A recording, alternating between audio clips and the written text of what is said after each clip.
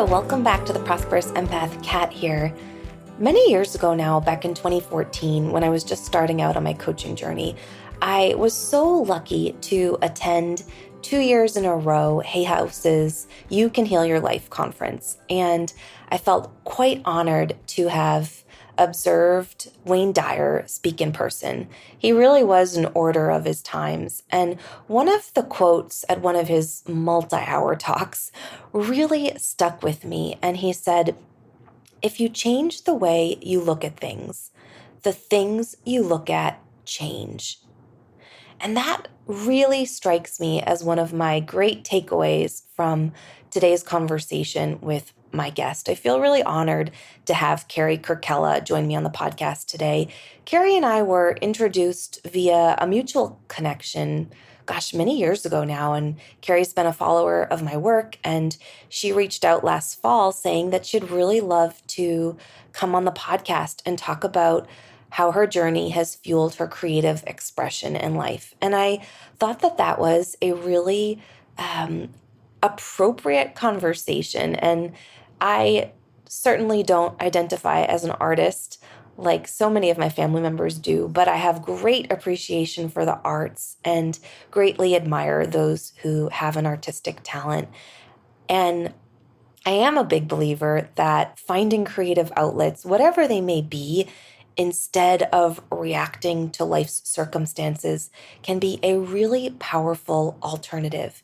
Carey shares something on the podcast about that it still continued to linger with me. And she said that when you create, you regulate your nervous system and translate life experiences into works of art, whatever the medium may be. And I just think that that is so appropriate because we all experience hardship and pain and grief through our life, and we can either be impacted by those hardships or we can create from them. And I really appreciate today's conversation and all that Carey has overcome in her life and in her life journey, and what she has used those life experiences to help her create, and the beauty that she's felt called to bring to life as a result of her lived experiences. In today's episode, we really dive into living with mental illness and how you can transform challenging experiences into creative expression to find a deeper purpose. I love that. We talk about how to connect with your art and self-expression in order to tell your story as an empath and a sensitive person. We dive into shifting your perspective to experience life through a lens of deep gratitude, love, and creativity. And we also really dig into this idea of how to regulate your nervous system and look for creative responses instead of reacting to your circumstances. Today's conversation is a really deep one, and I hope that you appreciate it for all of Carey's strength and vulnerability. Let's dive in. Hello and welcome to the Prosperous Empath podcast, designed especially for empaths and highly sensitive entrepreneurs just like you who are committed to achieving holistic success. I'm your host, Catherine Wood, Master Certified Coach, author, mastermind leader, and founder of Unbounded Potential, a boutique coaching firm for empathic entrepreneurs. I'm on a mission to bring empathy back into the world of business. Each episode will focus on achieving more by doing less through leveraging empath-friendly leadership practices, boundaries, rituals, and systems, all the while continuing to care deeply about ourselves, others, and the world around us. If you are committed to joyful living and running a conscious business, but amassing wealth while doing so, proving that you can have both in a society that tells you can't, then you are in the right place. Join me here each week to find out how. Be sure to subscribe and leave a review so you won't miss an episode. Plus, you'll find all the show notes and helpful resources over at unbounded-potential.com.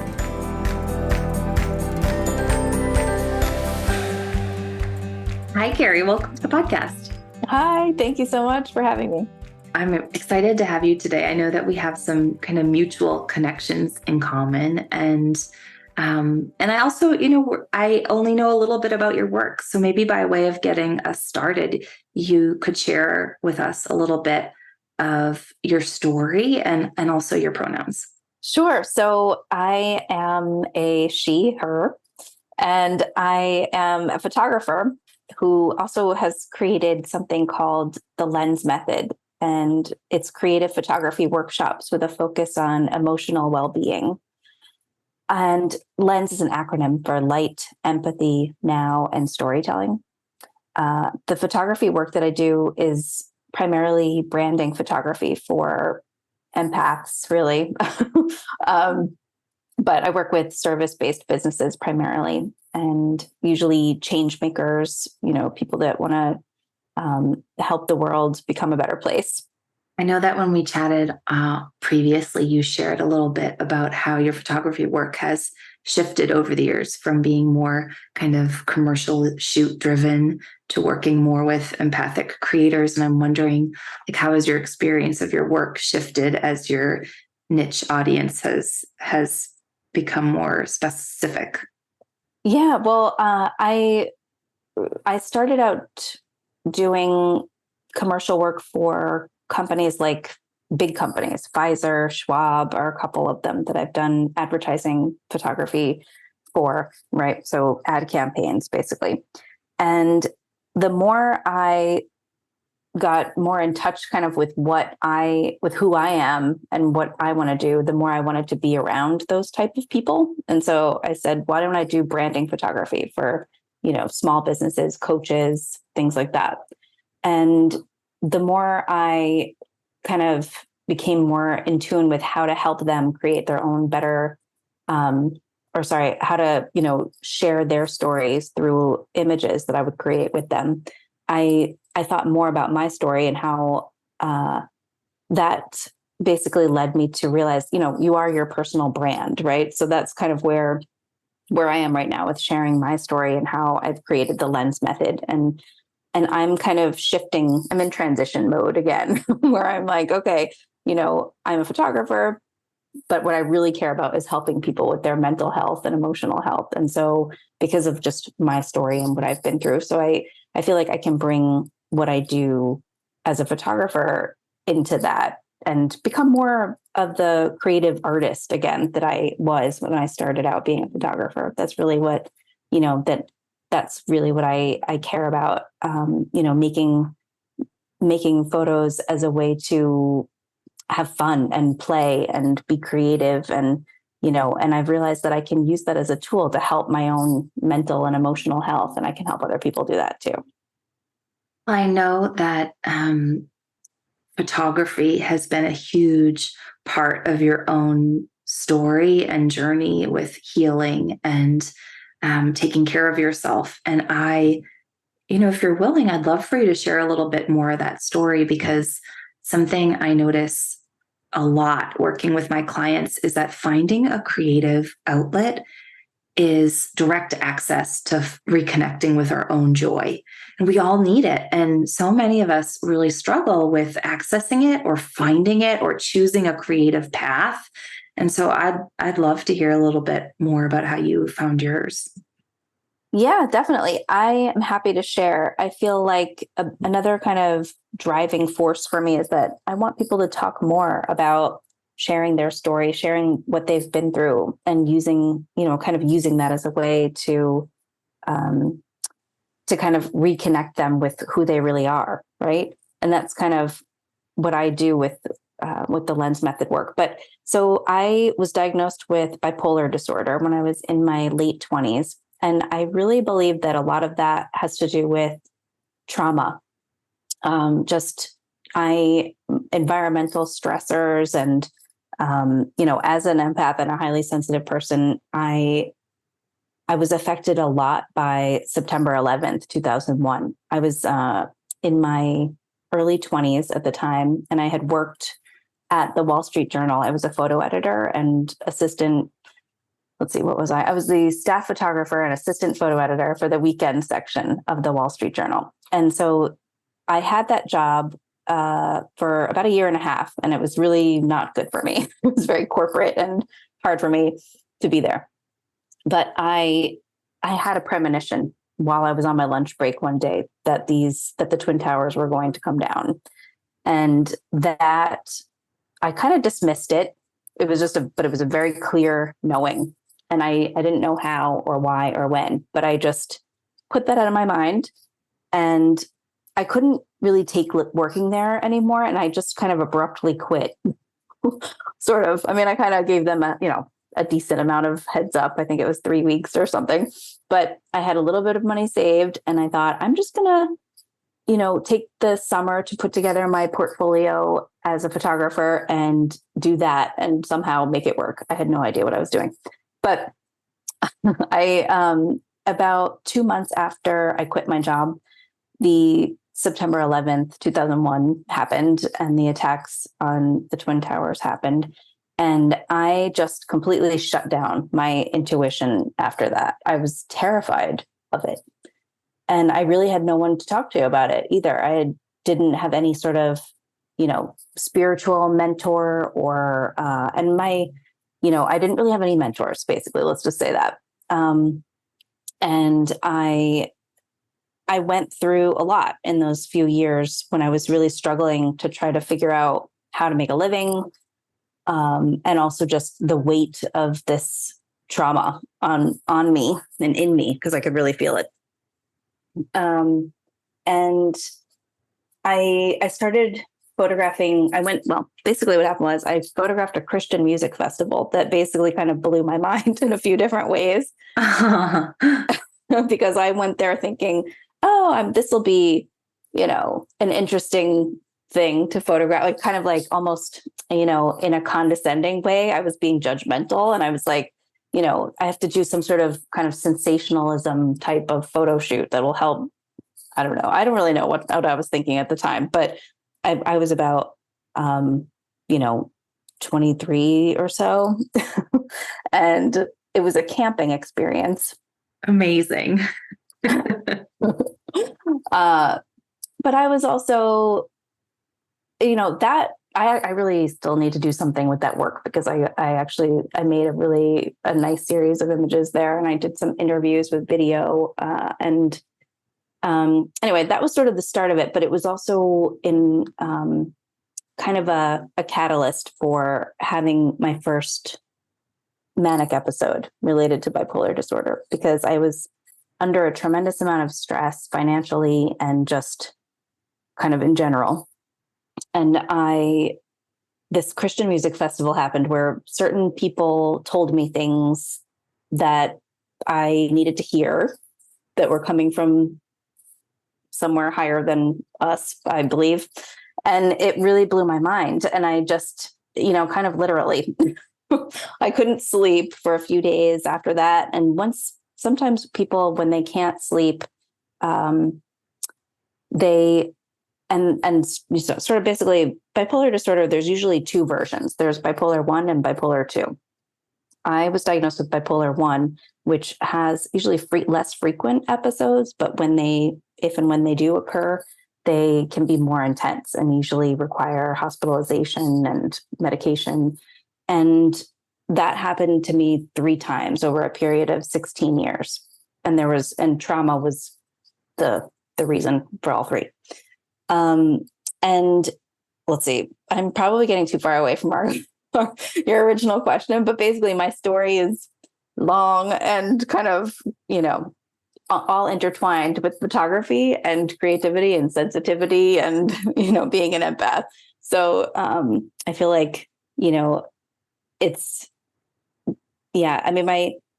guess I could just leave it at the 3 sort of instances where it happened. I was experiencing an extreme amount of stress and lack of sleep. And a lot of the time when those 2 things happen, then someone's brain chemistry can speed up and then they can no longer sleep. And so then bad things happen, right? Hallucinations, all kinds of things can happen when you don't sleep. Mm-hmm. I didn't mention this when we last talked, but something you just said really spoke to me that we really do need to hear more voices talking about the consequences of living with mental illness and disease and hardship. And I have a very close family member who has that, who also experiences bipolar and has been hospitalized many times. And it creates so much hardship for the whole Mm-hmm. family and for all the people who care for us. And so I really admire your willingness to be vulnerable, but I also am really humbled by what you've done with it, because the way in which you have pursued art and creative self-expression as a way to process through um, your experience, I think is really admirable, and something that I know many people would love to hear more. How do I take this experience that has been so traumatizing and painful and hard, and I imagine to some degree, feels like it's outside the realm of my own self control, and then channel it. Yeah, that's exactly what I'm working on doing here with the L.E.N.S method. I really believe that I went through all of what I went through in order to create this. I really believe that that's my purpose, and that was why I went through it, and I chose to go through it before I even arrived. I really believe that.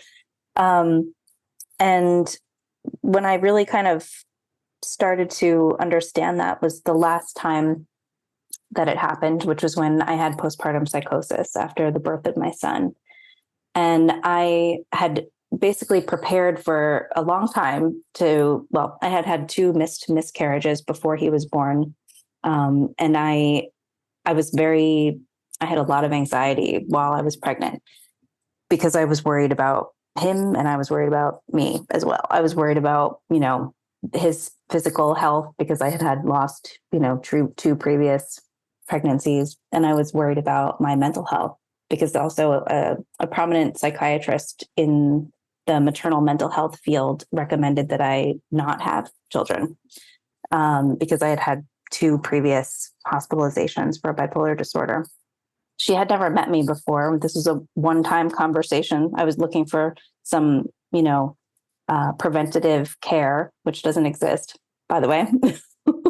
And it took about 2 years for me to get over that and for me to decide that I felt like it really was important for me to have a child. I really just couldn't let that idea go. And it wasn't just society telling me that I should have a child. It was something deep in my soul that I knew that I was going to, and I was going to make it through somehow. And I tried reaching out to doulas to see if anyone had worked with someone with bipolar disorder. And, did they have postpartum psychosis? Like, what happened, And nobody would speak with me. They did have a few clients that had it and they didn't want to talk about it. And so that was one day where I kind of vowed to talk about it. I said, whatever happens, I'm going to tell the tale if I make it through alive. And so when I was in the hospital after the birth of my son, I had 26 hours of labor and then ultimately a C-section. And the 26 hours of labor part was really why I ended up having a manic episode, I think. Well, it was that coupled with having to share a hospital room in New York City with another family that, kept me up a lot. And I was also really determined to breastfeed. And so there was just a few different factors there where it just meant that I didn't sleep for a long time. And also the system really let me down. They were supposed to follow up with me within 24 hours of the birth, and that didn't happen. I tried to put a lot of the things in place to do some sort of preventative care, but it's just not something that is built into the system.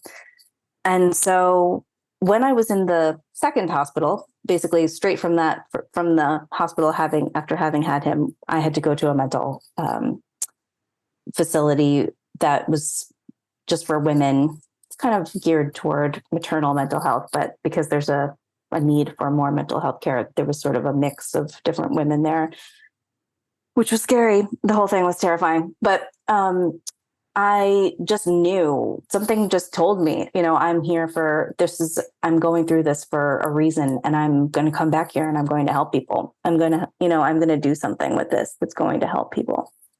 And I mean, I have ideas about how to even help prevent postpartum psychosis. I have, a lot of ideas that I want to share with anyone who will listen to me, more, mental and physical health care professionals. And so that's another reason. But coming back to, who am I, right? I'm a photographer. I'm an artist. When I was a kid, I loved making photos. I wanted to be a photographer since I was about 12 years old. And it was either a photographer or some sort of therapist. So little did I know then that I would be going through a lot with my own mental health. And so now I'm basically kind of bringing everything together, and what I've learned through my own, tons of therapy that I've had, but also just personal development. I've always been interested in it. And I feel like everything I've learned has helped inform what I've created. And I just feel like it's accessible, right? Everybody has these cell phone cameras now. It kind of dawned on me during the pandemic how I could do this. It kind of came through me then, because I had that minute where I was outside of the city and I was kind of able to hear my intuition more clearly. Mm-hmm. And I also wasn't able to work much because I had a 2-year-old and I was not doing photo shoots really. So that's when I actually started doing self-portraits as a way to start sharing my story. I remember saying to my husband, I'm going to tell people that I had bipolar disorder or have it and have, come through the other side. I think other people need to know. And he was really apprehensive about it. And, but, it's something that I think now more and more people are talking about. So I think that's great too. Mm-hmm.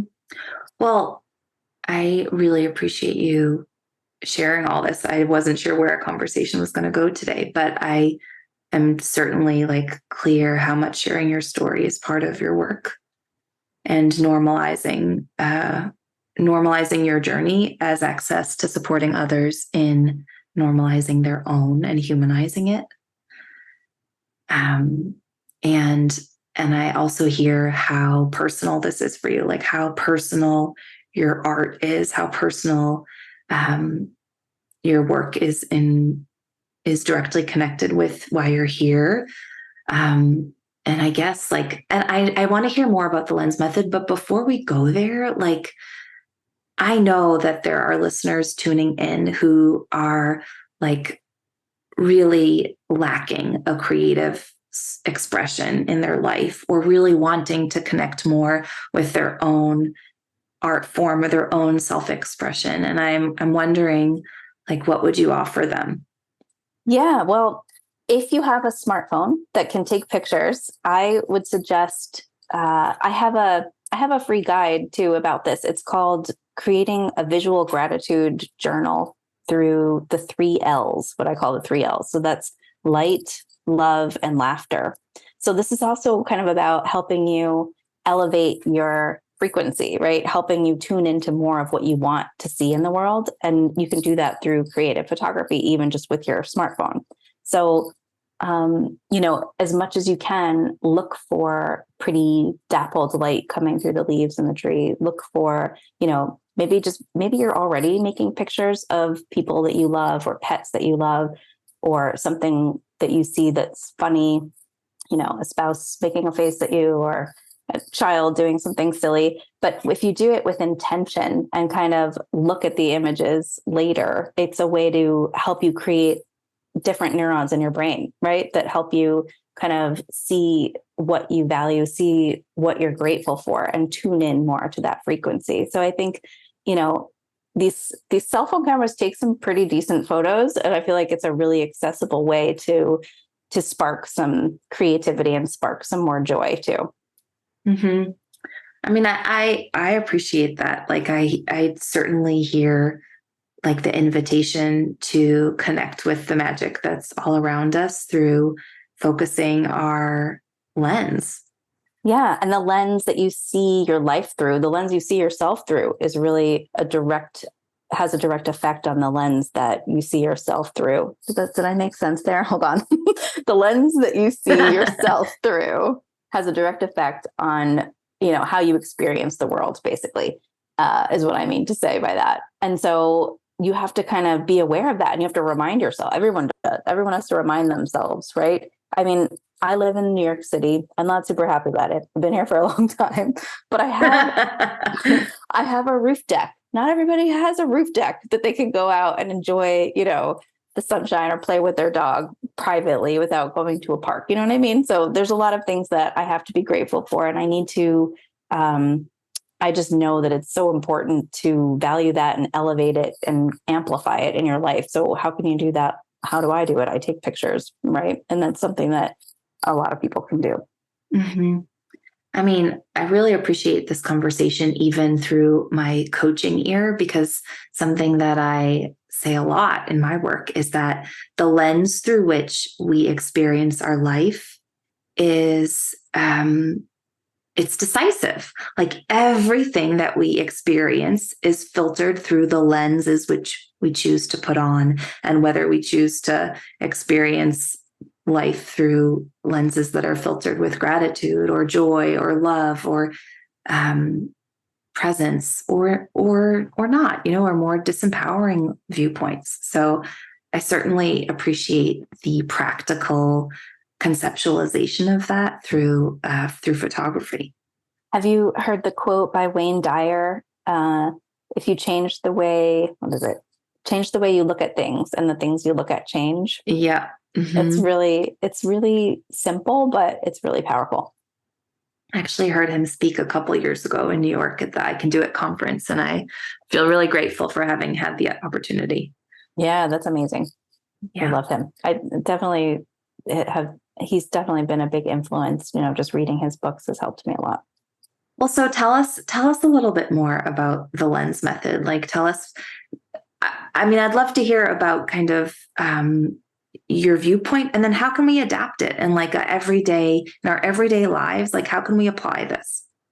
Yeah. So basically, I have a longer kind of course or program that's based on the 5 pillars of emotional resilience.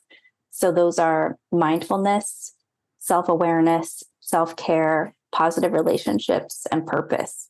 And so basically in the program, it would be, I share a photo story prompt, inspiration around it, and a photo story prompt based on each of those pillars each week. Hopefully that makes sense. My first language is photography. It's not speaking.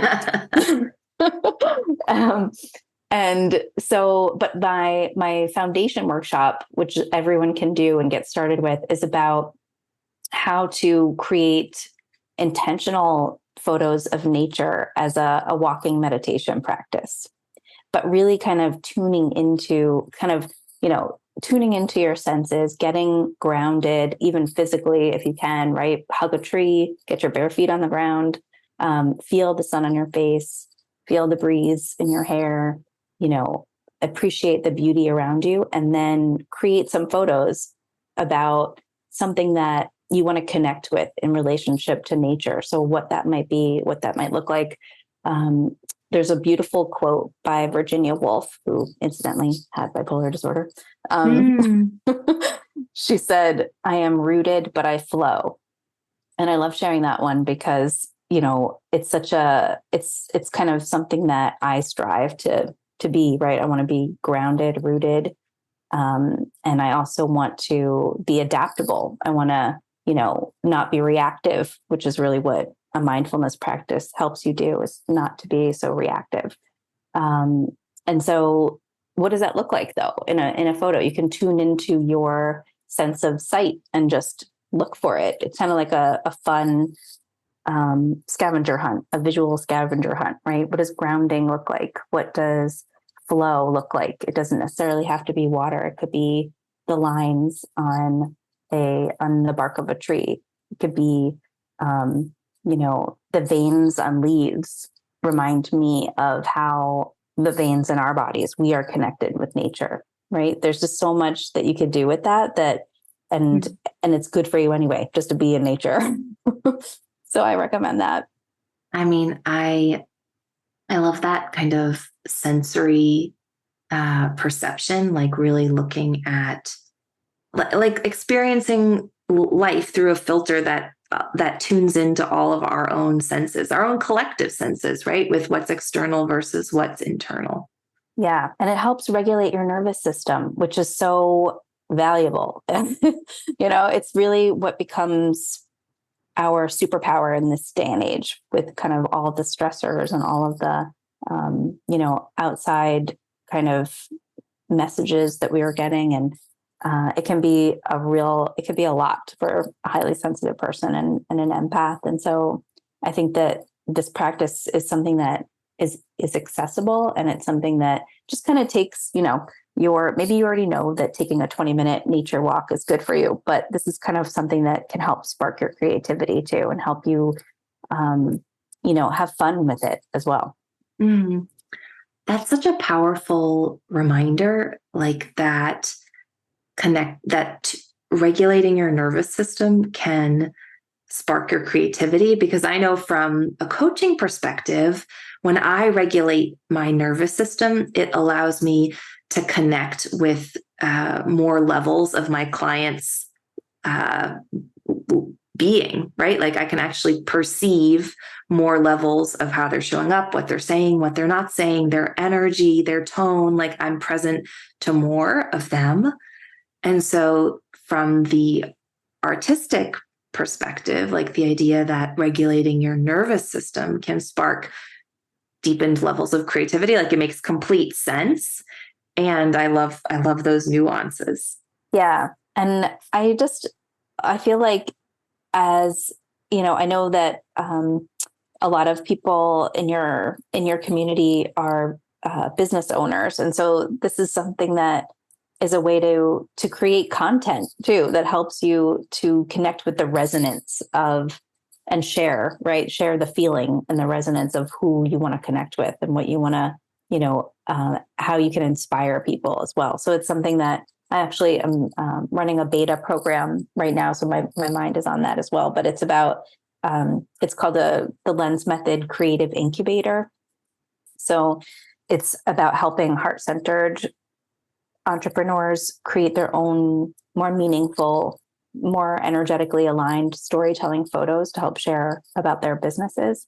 And so, there's another application for it besides just kind of, not just, but besides helping your creativity and helping your nervous system. It's another way to look at content creation. So I just wanted to mention that.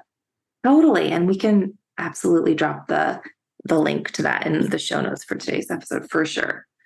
Well, I appreciate our conversation, like even thinking through the lens of my own creative expression. I mean, when I think about creativity, like I often think about Martha Beck, because she has helped me really connect with creativity through the lens of integrity. Integrity is a theme that is really integral to who I am, but also in my own work with myself and my clients, like really looking at, where we're operating in alignment with our values, and integrity is often one of those key places to look. And she defines integrity as whenever you notice you're reacting, to look for the creative response, right? Like in the face of feeling at effect, or like you are being done to, like what is the creative response? And so I really appreciate this conversation, even through that lens for entrepreneurs, but for all heart-centered creators, right? Like what is the creative response? Right. I love that. And yeah, I mean, I'll just add that we're all co-creating our reality, right? And so that's, I feel like I keep looking at this piece of paper that I have on my desk, because that sort of sums up. There's Gabby Bernstein. Have you heard of her? She's a personal development coach. She says, "How do I want to feel today? Who do I want to be today? What do I want to give today? And what do I want to receive today?" So I just think that really is in integrity, because that's really where I'm coming from too. And it's kind of just thinking about through the lens of, who do I want to be in this world, right? Who am I? What am I creating, and what am I putting out there? And is it in alignment with who I am and what I want to create more of in this world? Well, honestly, that's exactly why I launched this podcast, because I wanted to be creating more voices for empaths thriving in business, because I think when we thrive, our communities thrive and the world thrives because we give back, because we're so oriented towards giving. So in that vein, something I ask all of my guests is really like, what has made the difference for you in becoming a prosperous empath? I really think that the answer to that lies in understanding that sensitivity and being, a highly sensitive empath is actually my superpower and not a detriment. I feel like that is something that has taken me a long time to understand. And I'm only just really beginning to really step into that power, basically, because I feel like it's kind of been ingrained in me that I'm too sensitive, or, everything sort of can be harder. And it's true, you feel more. So the downside of that can be that you may experience more pain, which I definitely have. But that's the opposite of that, means that I can experience more joy, right? I can just amplify the positive side of that. And I would say just that basically it's a conglomeration of all of the books and, audios and things that I've read and exposed myself to that have been reminding me that, that my sensitivity can become my superpower and help me become the creative leader and, intuitive, caring person that I am. And that can help ripple out to the rest of the world. So that's what I would say. Well, cheers, a hearty cheers to that. I could not agree more. Carey, thank you so much for today. It was a complete joy to have you on the podcast, and absolutely to hear your story. Thank you so much for listening and for, sharing your wisdom with me as well. I love your podcast. Thank you so much for listening today to this episode of the Prosperous Empath podcast with me, Catherine Wood. Make sure you subscribe and leave a review so you don't miss an episode, and so more empaths just like you and me can find the show. As a thank you, each month, one lucky reviewer will receive a 60-minute coaching session with a member of our Unbounded Potential team. You can find all the show notes and bonus resources over at unbounded-potential.com. Thank you so much for listening and locking arms with me to bring empathy and prosperity back into the world of business.